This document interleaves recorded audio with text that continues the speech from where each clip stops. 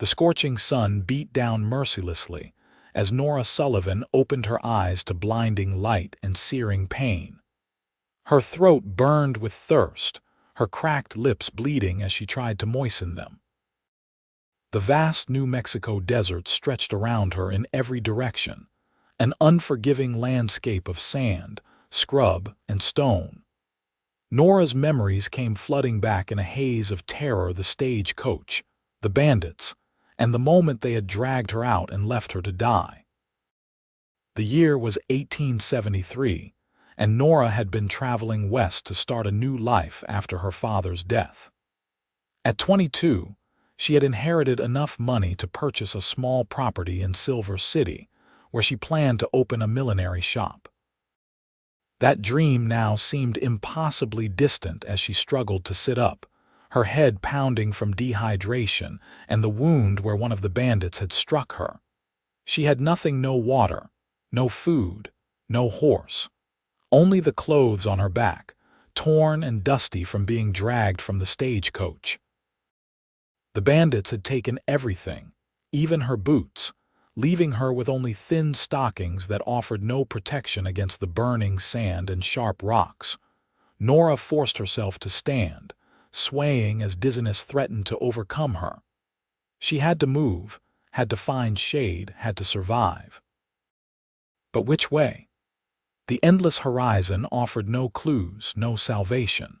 She chose a direction at random and began to walk, each step agony on her tender feet. Miles away, Ranger Wade pulled his hat lower over his eyes as he guided his horse through the blistering heat. His canteen was half empty, but he knew better than to drink more than tiny sips. At 30, he'd spent over a decade in this unforgiving territory and understood its deadly ways. His weathered face and calloused hands told the story of a man who lived hard under the relentless sun. He'd been tracking a gang of stagecoach robbers for 3 days. The Silver City line had reported the coach missing, and when it finally arrived minus 1 passenger and all valuables, the story that emerged was grim. A young woman had been taken from the coach and abandoned somewhere in the desert. The other passengers, too frightened for their own lives, hadn't protested. Now they all carried the guilt of her likely death, but Ranger wasn't convinced she was dead. Not yet. People could survive a day, maybe 2, in these conditions if they were smart or lucky. He followed the bandits' trail, noting where they had veered off the main path, likely to dispose of their unwanted captive. The tracks told him everything: their speed, their carelessness, their confidence that no one would follow. The sun climbed higher, and Ranger paused to wet his bandana, draping it around his neck for relief. His stallion, Thunder, snorted impatiently. The horse was desert-trained, but even he struggled in this heat. They pressed on, following the faintest traces of disturbed earth and broken vegetation. When Ranger spotted a flash of color against the tan landscape, he first thought it was a mirage. But as Thunder moved closer, the shape resolved into a human form: a woman, stumbling forward with determination, her once fine dress torn and dirty. Nora heard the hoofbeats before she saw the rider. Hope and fear warred within her. Was it her salvation, or one of the bandits returning to finish what they'd started? She turned, raising a hand to shield her eyes from the glare, and saw a tall figure on horseback approaching steadily. "Help!" she tried to call, but her parched throat produced only a raspy whisper. She waved weakly, praying the rider would see her. Ranger spurred Thunder faster, reaching the woman just as her knees buckled. He dismounted in one fluid motion, catching her before she hit the ground. Her skin was hot to the touch, her lips cracked and bleeding. Dehydration, severe and potentially fatal. "Miss, can you hear me?" he asked, cradling her head as he reached for his canteen. Nora nodded slightly, her eyes struggling to focus on the man who held her. He was tall and broad-shouldered, with dark hair showing beneath his hat and intense eyes that studied her with concern. Small sips, he instructed, holding the canteen to her lips. Too much too fast will make you sick. The water touched her lips, and Nora nearly sobbed with relief. She forced herself to obey his instructions, taking tiny, painful swallows that felt like heaven despite the discomfort. "My name's Ranger Wade," he said, his voice steady and calm. "I'm tracking the men who did this to you. You're safe now." "Nora," she managed to whisper. "Nora Sullivan." Ranger noted her Eastern accent, the quality of what remained of her clothing. She was a long way from home, whatever that home might be. "Miss Sullivan, I need to get you to shelter and medical attention. Can you ride with me?" She nodded weakly, and Ranger carefully lifted her onto Thunder's back before mounting behind her. Her body felt fragile against his chest as he secured one arm around her waist, holding the reins with his other hand. "There's a settlement about 3 hours' ride from here," he explained. "Hold on as best you can. I'll get you there safely." Nora leaned back against his solid presence, too exhausted and relieved to worry about propriety. The steady rhythm of the horse's gait and the security of Ranger's arm around her waist lulled her into a state between consciousness and sleep. Ranger felt her relax against him and adjusted his hold, ensuring she wouldn't slip. He'd seen the aftermath of bandit attacks before, had tracked down the perpetrators and brought them to justice more times than he cared to remember. But something about this woman, her determination to survive, the quiet strength that had kept her walking when most would have given up, stirred something in him, he thought long buried. The landscape changed gradually as they rode, the barren desert giving way to scattered vegetation.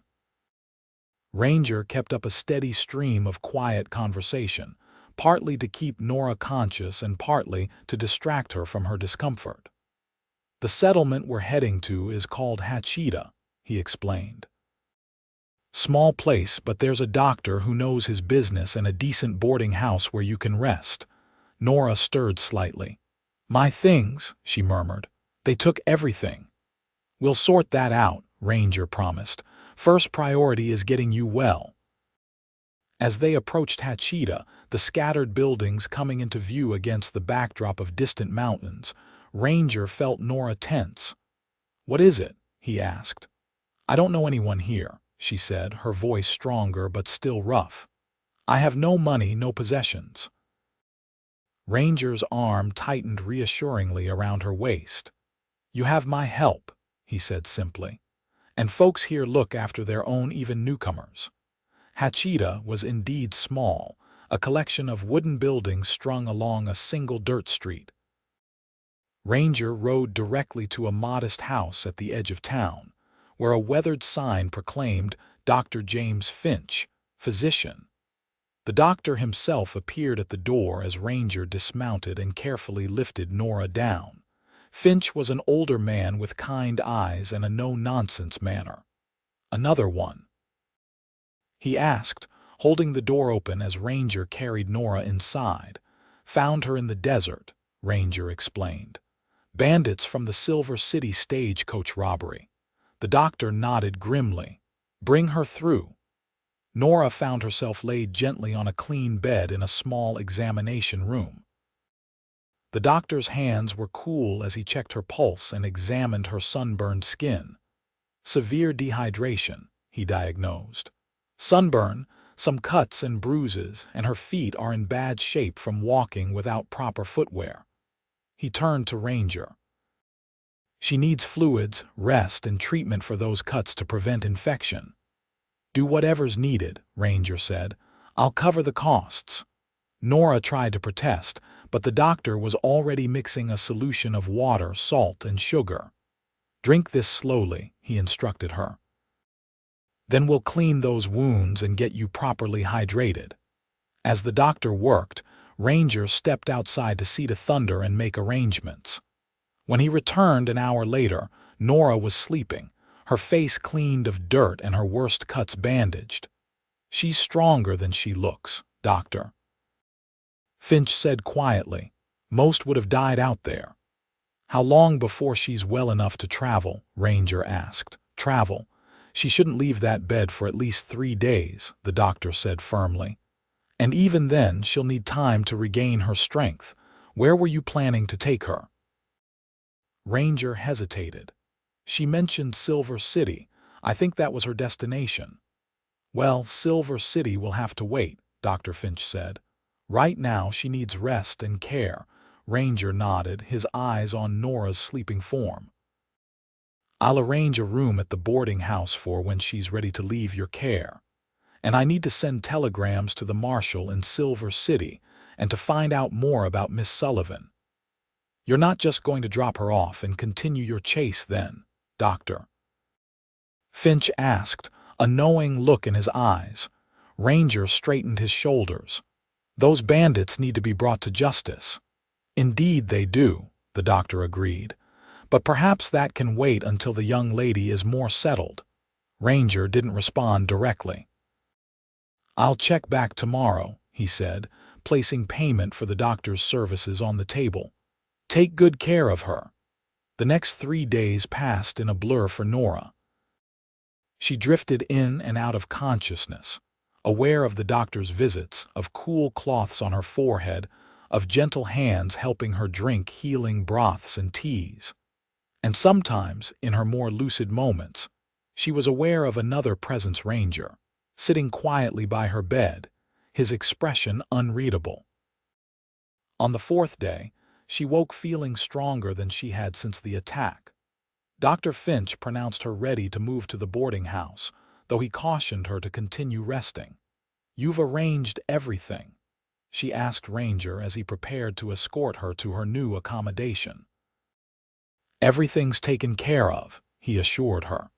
Mrs. Winters at the boarding house has a room ready, and I've purchased some basic necessities for you: clothing, toiletries. I can't accept, Nora began, but Ranger cut her off. You can and you will, he said firmly. Consider it in advance.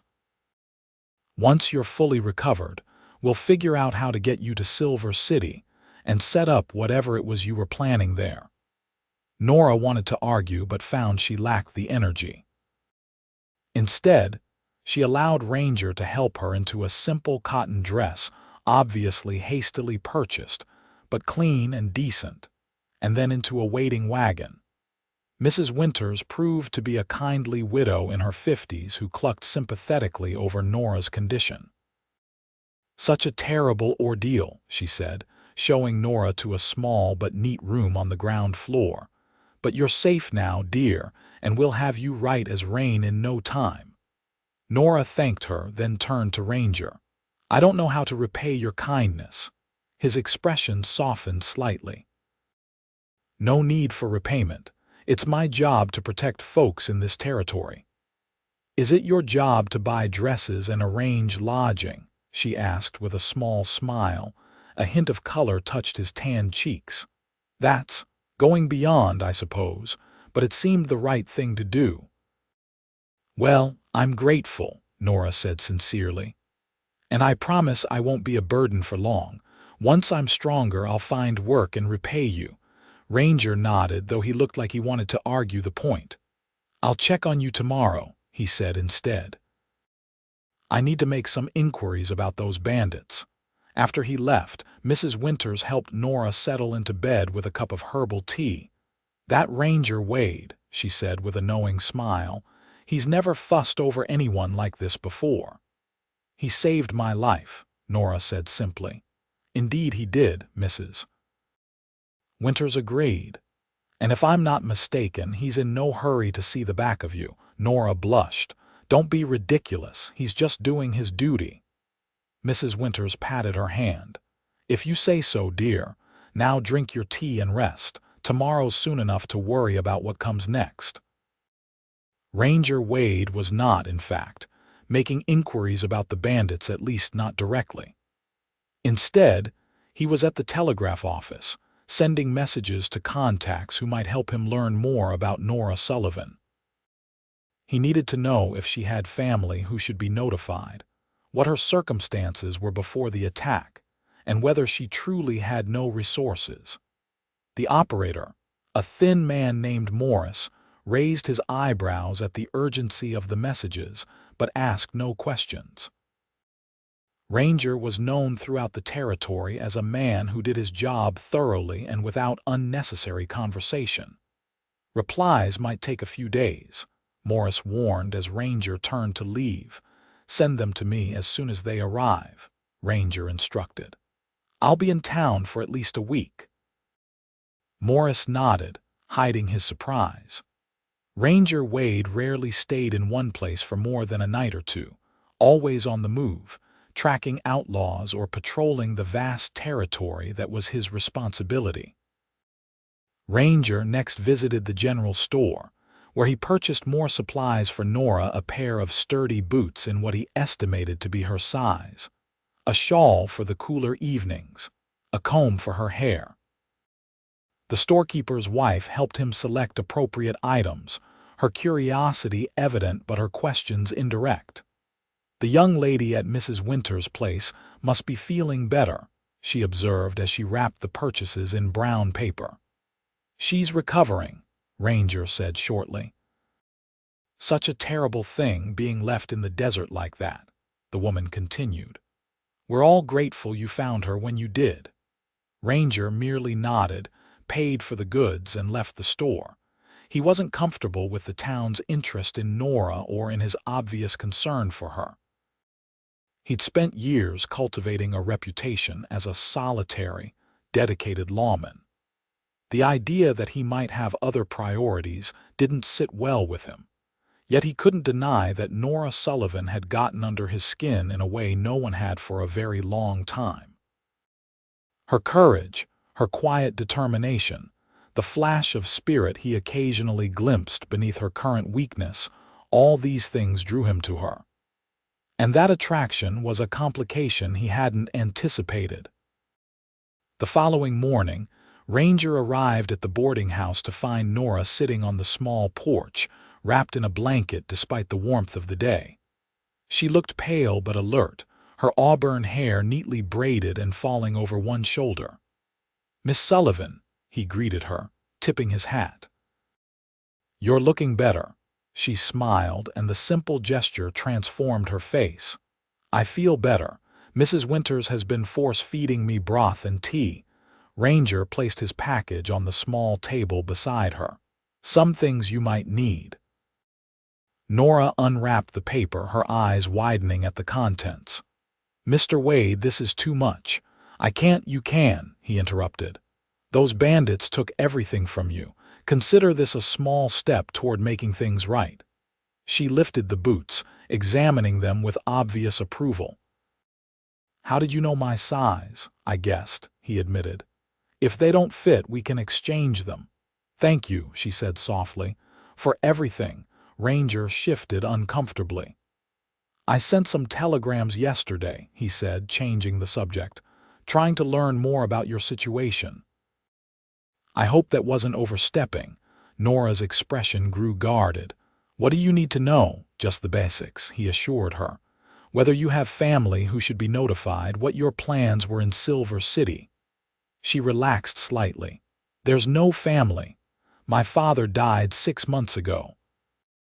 He left me enough money to start fresh out west. I was planning to open a millinery shop in Silver City." "The bandits took all your money," Nora nodded, her expression bleak. "Everything. I had my entire inheritance with me, nearly $2,000. Ranger whistled softly. "That's a substantial sum. Did anyone besides the stagecoach company know you were carrying it?" "The bank in Boston arranged for a draft to the Silver City Bank," she explained. "But I was also carrying several hundred in cash for immediate expenses." Ranger considered this information. "The bandits might have been tipped off. It's not common for stage robberies to include abandoning passengers in the desert." "Why would they do that?" Nora asked, a tremor in her voice. "Why not just take the money?" "Witnesses," Ranger said grimly. "If they thought you could identify them." Nora paled further. "I saw their faces," she whispered. 3 men. One had a scar across his chin. Another was missing 2 fingers on his right hand.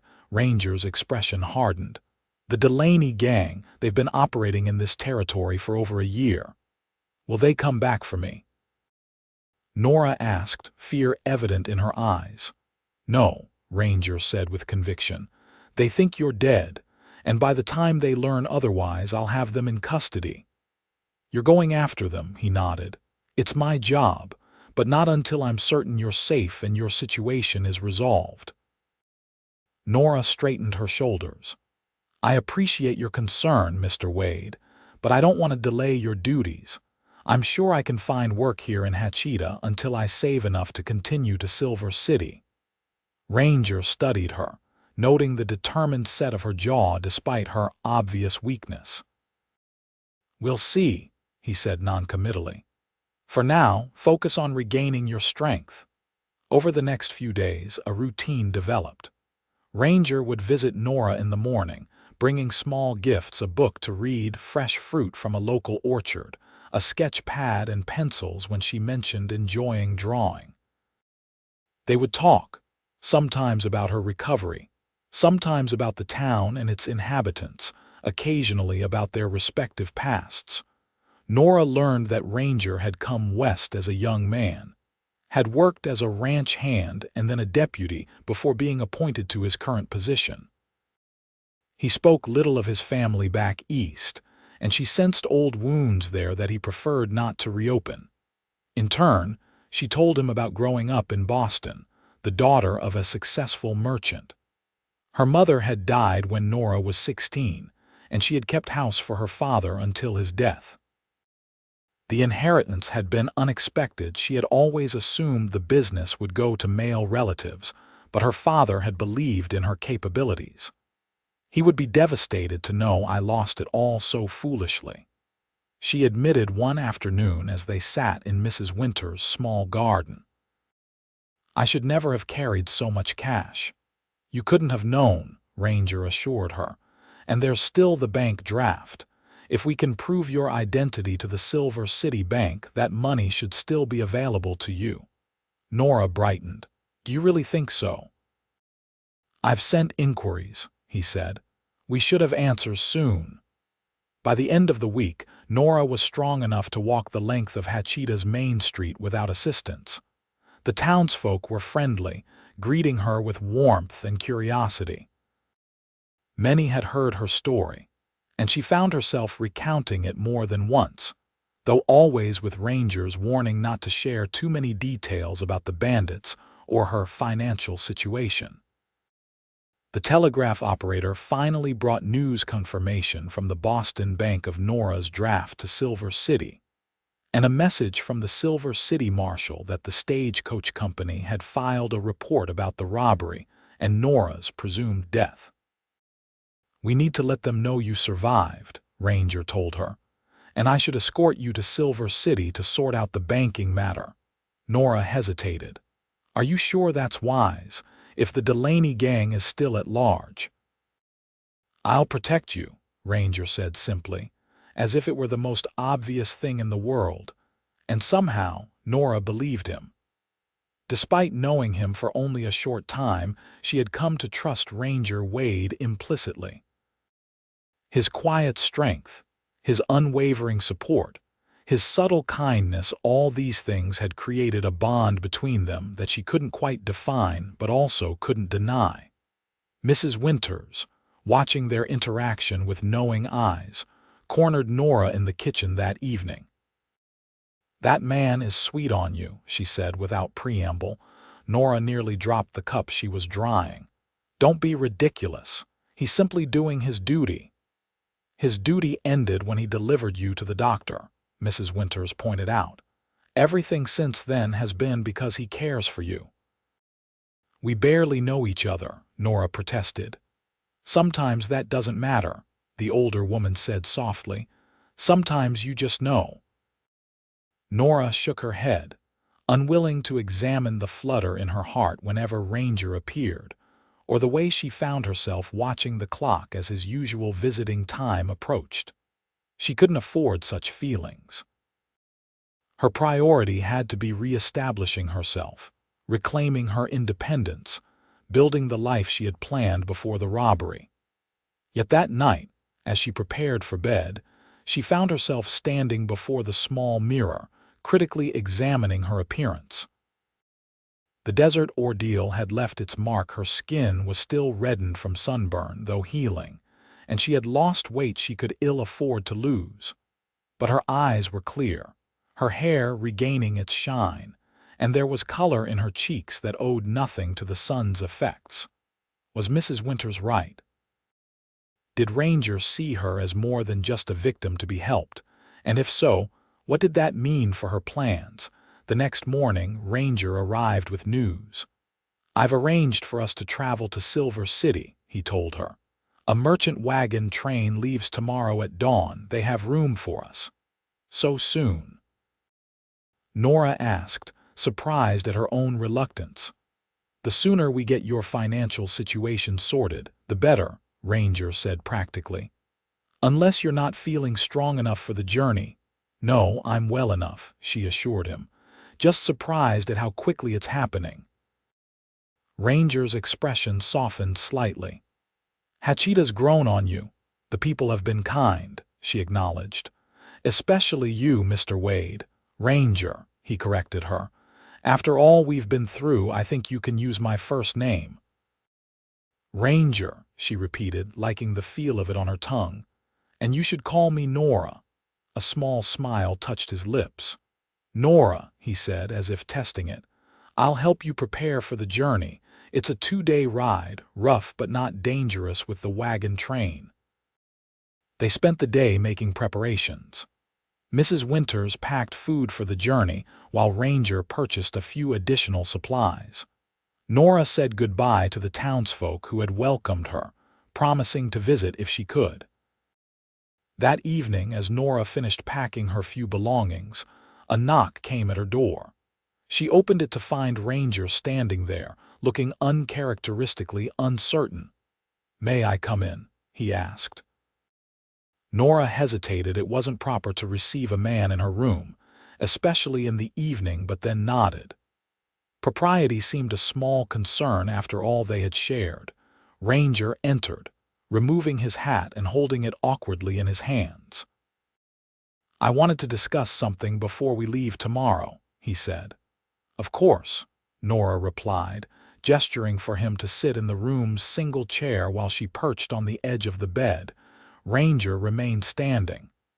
"I've been thinking about your situation in Silver City," he began. "Starting a business alone with no connections or support."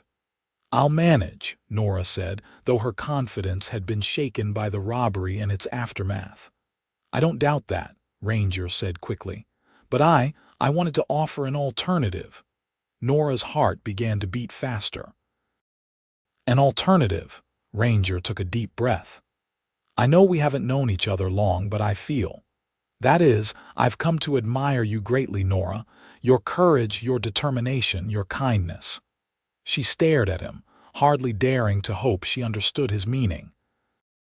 "What I'm trying to say, rather badly," he continued, "is that I would be honored if you would consider staying in this region. With me." "With you?" Nora repeated, her voice barely above a whisper. Ranger met her eyes directly. "I'm not a wealthy man, and my job takes me away sometimes, but I have savings, and there's land outside Hachita that could be developed. You could still have your shop if that's what you want. And I would. I would do everything in my power to make you happy." Nora stood, her legs trembling slightly. "Are you proposing marriage?" Ranger weighed. A flush crept up his neck, but his gaze remained steady. "I am. I know it's sudden, perhaps even presumptuous, but I've never been more certain of anything in my life."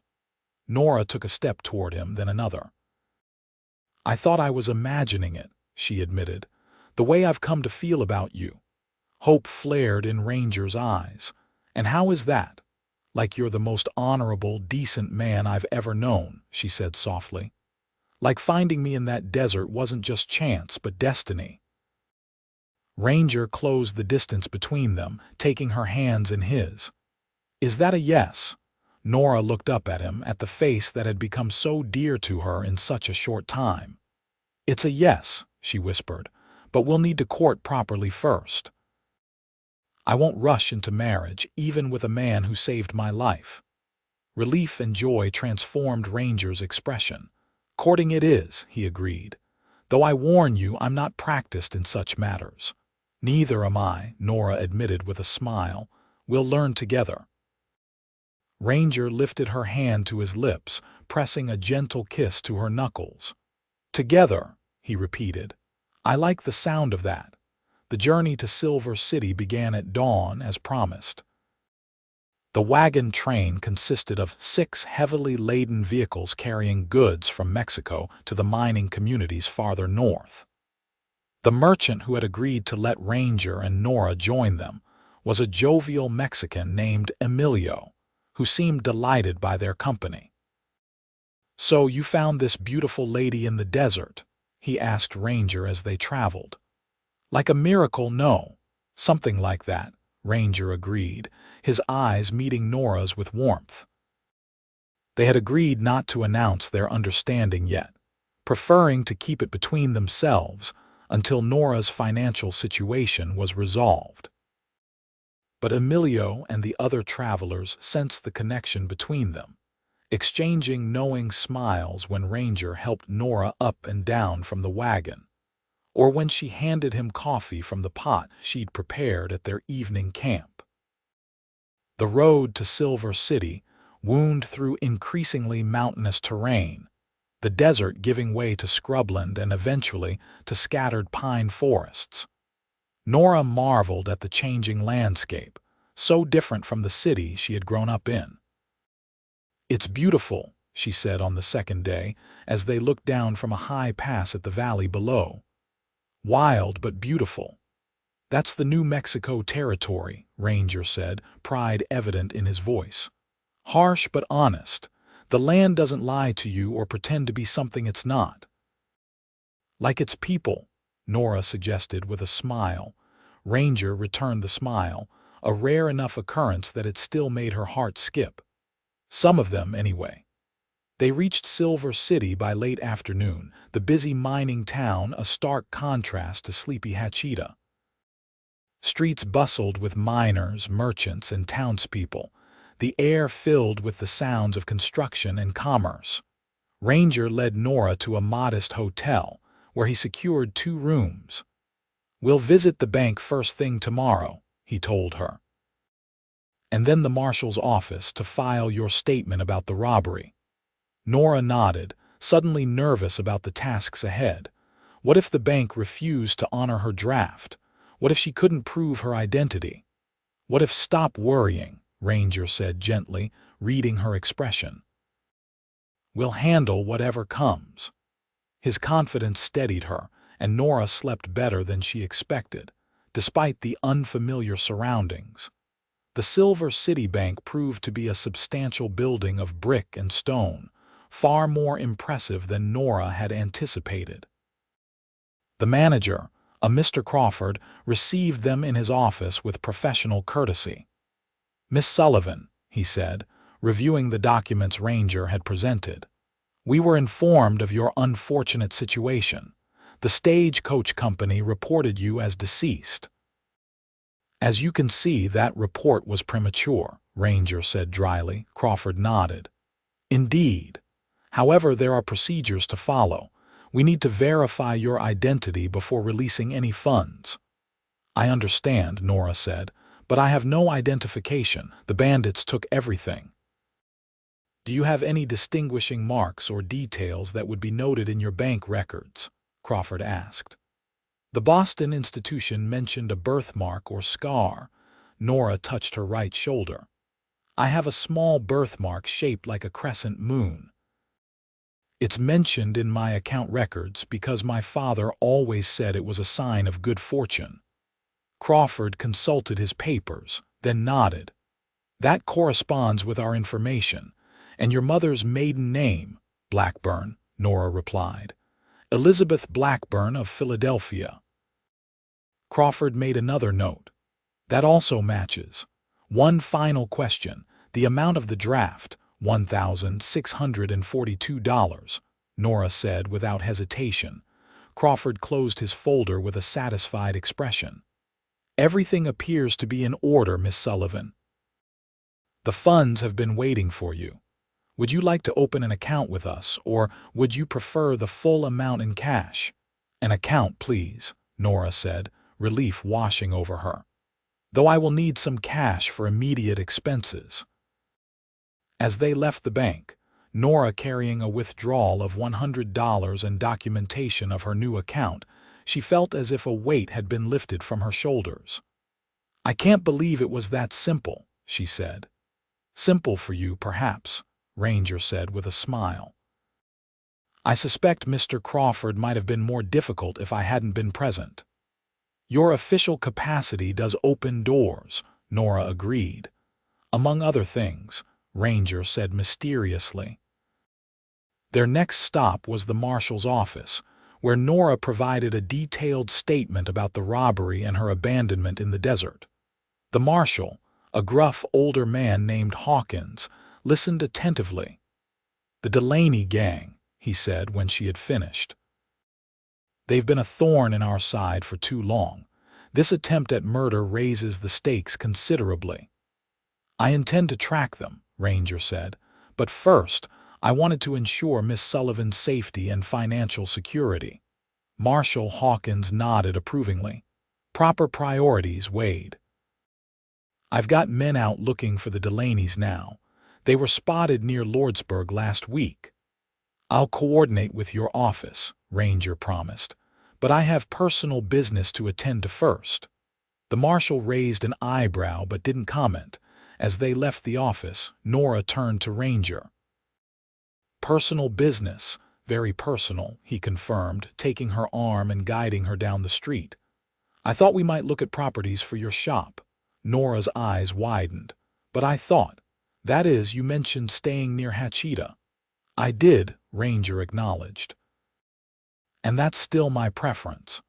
But I promised you proper courting, and that means considering what's best for both of us. If Silver City is where you want to establish your business, then we should explore that possibility. The sincerity in his expression touched Nora deeply. This man who had saved her life and stolen her heart was willing to adjust his own plans to accommodate her dreams. Thank you, she said softly. But I've been thinking about it, and I believe I could be happy with a shop in Hatchita. It's smaller, yes, but that means less competition. And the women there seemed quite interested in fashion. Relief flashed across Ranger's face before he schooled his expression. Are you certain? I don't want you to compromise your ambitions for my sake. Nora placed her hand over his. I'm certain that I want to be wherever you are, she said honestly. The details of my business can be adjusted. Ranger's hand turned to capture hers, his calloused fingers gentle against her skin. Then perhaps we should use our time in Silver City to purchase supplies for your shop that aren't available in Hatchita. And to properly begin our courtship, Nora added with a smile. They spent the next 3 days exploring Silver City. Ranger took Nora to dinner at the finest restaurant, escorted her to a concert given by traveling musicians, and accompanied her as she selected fabrics, ribbons, and hat-making supplies for her future shop. In the evenings, they sat in the hotel's small garden, talking of their hopes and dreams. Nora learned that Ranger had once hoped to own a ranch, raising horses like his beloved Thunder. That dream had been deferred when he took up his law enforcement duties, but not abandoned entirely. The land near Hatchita I mentioned, he explained. It's suitable for ranching. Not large scale, but enough to breed and train a few good horses each year. It sounds wonderful, Nora said sincerely. I can imagine a small house overlooking the property with a wide porch for watching the sunset. Ranger's expression softened. You can see it too, then. I can, she confirmed. More clearly every day. By the time they prepared to return to Hachita, Nora felt as if she had known Ranger for years rather than weeks. The connection between them had deepened with each conversation, each shared experience, each quiet moment of understanding. On their last evening in Silver City, Ranger surprised her with a small box over dinner. "What's this?" Nora asked, taking it carefully. "Open it and see," he suggested, an unusual nervousness in his manner. Inside lay a silver pendant in the shape of a star, similar to the badge Ranger wore but smaller and more delicately crafted. "It's beautiful," Nora said, lifting it from the box. I wanted you to have something to remember our time here," Ranger explained. "And perhaps as a token of what's to come." Nora held the pendant out to him. "Would you?" Understanding her request, Ranger rose and moved behind her chair, taking the pendant and carefully fastening it around her neck. His fingers brushed the sensitive skin at her nape, sending a pleasant shiver down her spine. "Perfect," he said softly, returning to his seat. Nora touched the star where it rested just below her collarbone. "I'll treasure it always." The journey back to Hachita was made in the company of a different merchant train, this one carrying supplies for the smaller settlements. They traveled more slowly than before, the wagons heavily laden, but Nora found she didn't mind. Each day on the trail meant another day with Ranger, learning the rhythm of his days, understanding his silences as well as his words. At night, when they made camp, Ranger would sit beside her at the fire, sometimes telling stories of his experiences in the territory, sometimes simply enjoying the companionable silence. Occasionally, when the others were occupied elsewhere, he would take her hand, his thumb tracing circles on her palm in a gesture that felt startlingly intimate. They returned to Hachita to find the town buzzing with news the Delaney gang had been captured near the Mexican border. The Silver City Marshal's men, with assistance from Mexican authorities, had apprehended all 3 bandits as they attempted to cross over with their stolen goods. "They'll stand trial in Silver City," Ranger told Nora after confirming the details with local officials. "Your testimony may be needed." Nora nodded, though the thought of facing the men who had left her to die made her stomach clench with anxiety. "I'll do whatever is necessary." "I'll be with you," Ranger promised.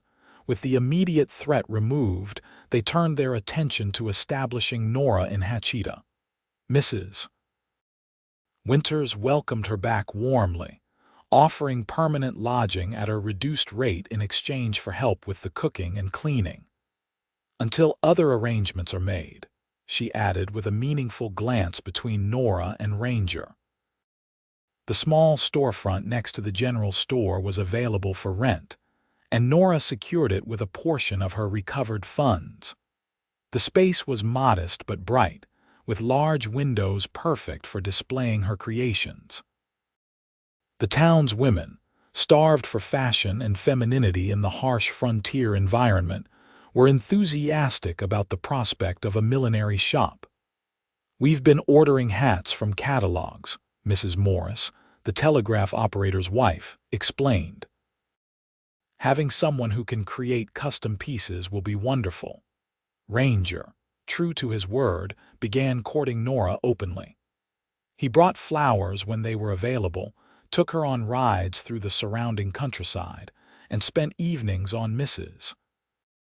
Winter's porch, often bringing a book to read aloud as Nora worked on her sewing. The townsfolk watched their courtship with approval and a touch of amusement. Ranger Wade, the solitary lawman, softened by love. It was a transformation few had expected but all appreciated. 2 months after their return to Hachita, as Nora's shop neared completion and the trial of the Delaney gang approached, Ranger took her to see the land he had spoken of. They rode for an hour outside town, Thunder carrying Ranger while Nora rode a gentle mare borrowed from the livery stable. The property spread across a small valley, with a natural spring providing water and enough flat land for building. Rolling hills, covered with grass suitable for grazing, rose on either side, and a stand of cottonwood trees offered shade near where a house might stand. "It's perfect," Nora said, taking in the view. "Absolutely perfect." Ranger dismounted and helped her down from her horse. "I bought it," he said simply. "Last week. 15 acres, including the spring and grazing rights to the adjacent public land." Nora turned to him in surprise. "You did? But you didn't say anything." "I wanted to be sure it was available before mentioning it," he explained.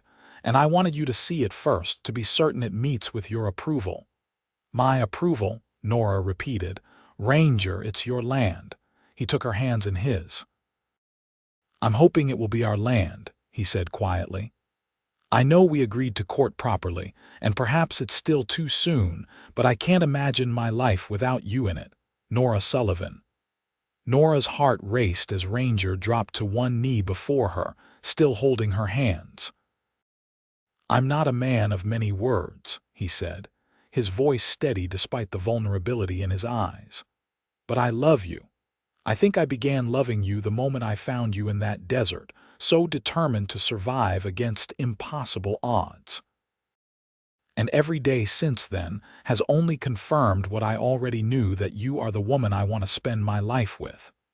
Tears welled in Nora's eyes, but they were tears of joy. "I love you too," she whispered. "I think I fell in love with you during that first ride to Hatchita, when you held me so carefully and promised to keep me safe." Ranger reached into his pocket and withdrew a small velvet pouch. From it, he produced a ring, a simple gold band set with a small but perfect diamond. "Nora Sullivan," he said formally, "would you do me the honor of becoming my wife?" "Yes," she said without hesitation. "Yes, with all my heart." Ranger slid the ring onto her finger, then rose to his feet and pulled her into his arms. Their first kiss was gentle, tentative, a question and an answer all at once. Then, as Nora's arms wound around his neck, the kiss deepened, expressing all the love and longing that had grown between them. When they finally broke apart, both breathless, Ranger rested his forehead against hers. "I was afraid it was too soon," he admitted. "That you might want more time." Nora smiled up at him. "Some things don't need time," she said. "Some things you just know." They married 3 weeks later in Hatchita's small church. The whole town turned out for the ceremony, along with several of Ranger's colleagues from surrounding territories, and even Marshal Hawkins from Silver City. Nora wore a dress of pale blue silk, ordered specially from Silver City, with a matching hat she had crafted herself, her first creation in her new shop. Ranger looked uncommonly elegant in a new suit, though he had drawn the line at removing his gun belt for the ceremony. "A man never knows when he might need it," he had explained, only half joking. Mrs. Winters hosted the reception in her boarding house garden, where tables groaned with food contributed by every family in town.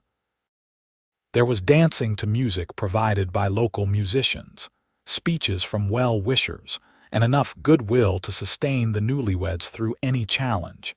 As evening fell and the celebration continued, Ranger led Nora away from the crowd, toward where their horses waited. "Ready to see our home?" he asked. Nora's eyes widened. "Our home? But I thought construction hadn't begun yet." Ranger's smile held secrets. "Some things have been happening while you were busy with your shop." They rode in the gathering dusk, Nora's excitement building as they approached the property. As they crested the final hill, she gasped in surprise. There, where there had been only open land before, stood a small cabin. It was simple but sturdy, with a covered porch across the front and smoke curling from a stone chimney. Lanterns glowed in the windows, casting a welcoming light into the twilight. "How?" Nora breathed as Ranger helped her dismount. "Friends," he said simply. Every man in Hachita contributed time and materials. They've been working on it for weeks, whenever I could get you distracted with the shop or wedding preparations. Tears filled Nora's eyes for the second time that day. It's wonderful. It's just the beginning, Ranger promised, lifting her into his arms to carry her across the threshold. A start for our life together. We can expand it as our family grows. Inside, the cabin was cozy and welcoming. A main room combined kitchen and living space, with a stone fireplace providing heat and light. A small bedroom lay off to one side, simply furnished with a bed, chest of drawers, and a rocking chair by the window. Everything was new, made with care and attention to detail. Mrs.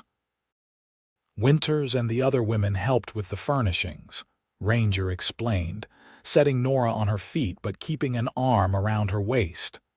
The quilts, curtains, cooking equipment. I can't believe you managed to keep this a secret, Nora said, turning in a slow circle to take it all in. I wanted to surprise you, Ranger said, to give you a home ready to live in from the start. Nora turned to face him, her heart so full of love she thought it might burst. It's perfect, she said. Absolutely perfect. As Ranger lowered his head to kiss her, Nora knew with complete certainty that this was where she was meant to be. From the terror of abandonment in the desert to the joy of being in her husband's arms, her journey had led her exactly where she needed to go. In the years that followed, the small cabin grew into a proper ranch house. The bedroom that had seemed so cozy on their wedding night was joined by others, as their family expanded, first with the birth of their son, Robert, and then twin girls, Sarah and Emma. Nora's millinery shop thrived, becoming a gathering place for the women of Hachita and surrounding areas. She hired assistants as the business grew, allowing her to divide her time between the shop and the ranch.